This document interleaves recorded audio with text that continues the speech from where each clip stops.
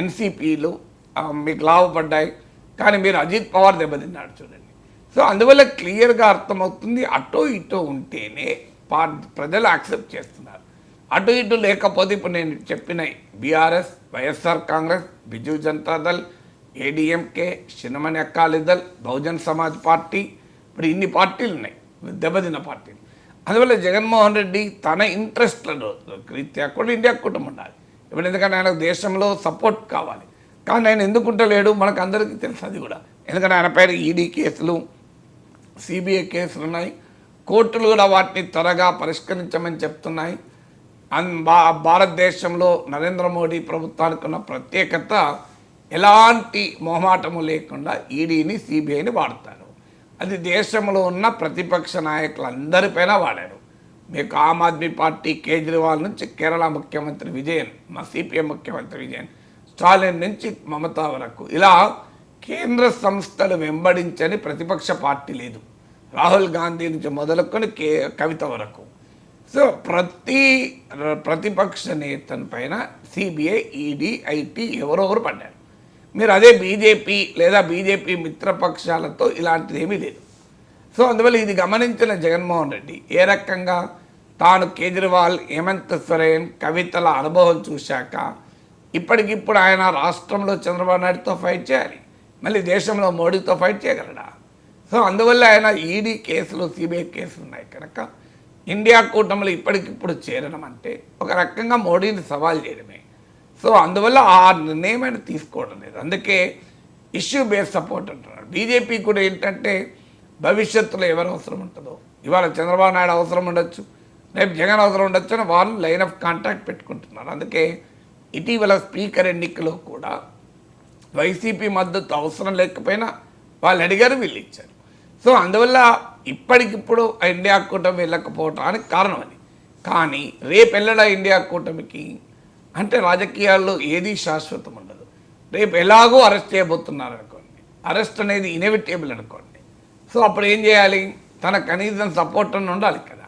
So అప్పుడు India కూటమి వైపు వెళ్ళినా ఆశ్చర్యపడాల్సిందే, ఎందుకంటే రాజకీయాల్లో ఏది పర్మనెంట్గా ఉండవు. సో అందులో ప్రాంతీయ పార్టీలు ఈ కూటమి ఆ కూటమిలో ఎప్పుడు ఎక్కడైనా ఉండవచ్చు. ఇది చరిత్ర చెప్పిన సత్యం.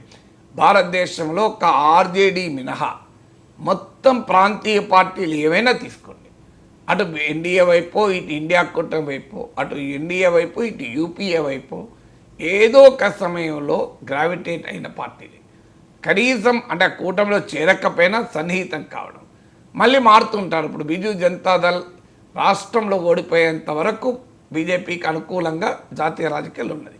రాష్ట్రంలో తమ ప్రభుత్వం ఓడిపోయాక ఇప్పుడు ప్రతిపక్ష అవతారం ఎత్తింది. బీఆర్ఎస్ మొదటి టర్మ్లో బీజేపీతో క్లోజ్గా ఉంది జాతీయ నాయకత్వం, రెండో టర్మ్లో తమకే ప్రమాదం వచ్చేది కనుక వ్యతిరేకించారు.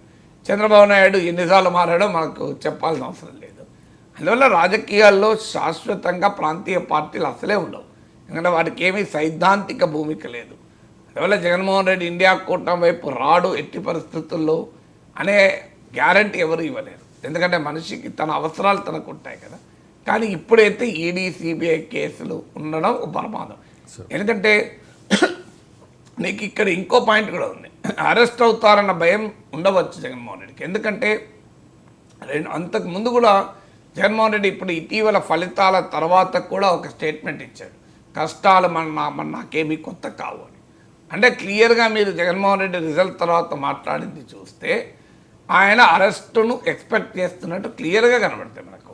సో అందువల్ల అరెస్ట్ అవుతే అప్పుడు గతంలో అరెస్ట్ అయిన లాభమైంది, ఎందుకంటే అప్పుడున్న రాజకీయ పరిస్థితులు ఆయనకు అనుకూలమైనవి. ఎందుకంటే కాంగ్రెస్ పార్టీ అప్పటికే సెకండ్ టర్మ్లో ఉంది, కాంగ్రెస్ పార్టీ పట్ల ప్రజా వ్యతిరేకత తీవ్ర స్థాయిలో ఉంది, తెలుగుదేశం పట్ల అనుకూలత రాలేదు, తెలంగాణ ఉద్యమ ప్రభావం వల్ల కాంగ్రెస్, టీడీపీలు ఇబ్బంది పడుతున్నాయి, రాజశేఖర్ రెడ్డి అకాల మరణం వల్ల పెద్ద ఎత్తున జగన్మోహన్ రెడ్డి పట్ల సానుభూతి ఉన్నది. ఈ సమయంలో ఆయన అరెస్ట్ అయ్యాడు. ఆ అరెస్ట్ అయినా కూడా ఆయనకు చెల్లి, తల్లి తోడుగా ఉన్నారు. షర్మిల పాదయాత్ర చేశారు, ఆ తల్లి కూడా బహిరంగ సభల్లో మాట్లాడారు.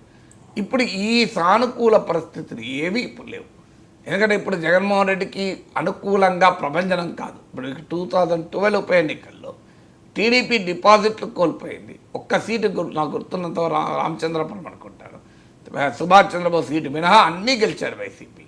ఆయన జగన్మోహన్ రెడ్డితో బయటికి వచ్చిన ఎమ్మెల్యేలు మళ్ళీ పోటీ చేస్తే భారీ మెజార్టీలతో గెలిచారు. కానీ 2012 పరిస్థితి పుష్కర కాలం దాటితే 2024లో ఇవాళ జగన్మోహన్ రెడ్డి తన ఎమ్మెల్యేలను కాపాడుకోవడమే కష్టం, సో ఎంపీలను కాపాడుకోవడమే కష్టం. సో ఎవరు ఎటువైపు పోతారు? ఇప్పుడు ఉదాహరణకు జగన్మోహన్ రెడ్డి ఇండియా కూటమికి వెళ్తానని నిర్ణయం తీసుకుంటే ఆయన రాజ్యసభ సభ్యులు ఆయనతో ఉంటారన్న గ్యారెంటీ లేదు, ఆయన లోక్సభ సభ్యులు ఆయనతో ఉంటారన్న గ్యారెంటీ లేదు. వాళ్ళు జిందాబాద్ మోడీ అనొచ్చు. సో అందువల్ల మీకు చంద్రబాబు నాయుడు ప్రతిపక్షంలో ఉండగానే ఆయన పార్టీ నలుగురు ఎంపీలు వెళ్ళిపోలేదా బీజేపీకి? అందువల్ల చంద్రబాబు నాయుడుకే జరిగింది కదా ఈ అనుభవం, జగన్మోహన్ రెడ్డి జరగదా? సో అందువల్ల జగన్మోహన్ రెడ్డికి ఇవన్నీ తెలియంది కాదు. అందువల్ల రాజకీయాలు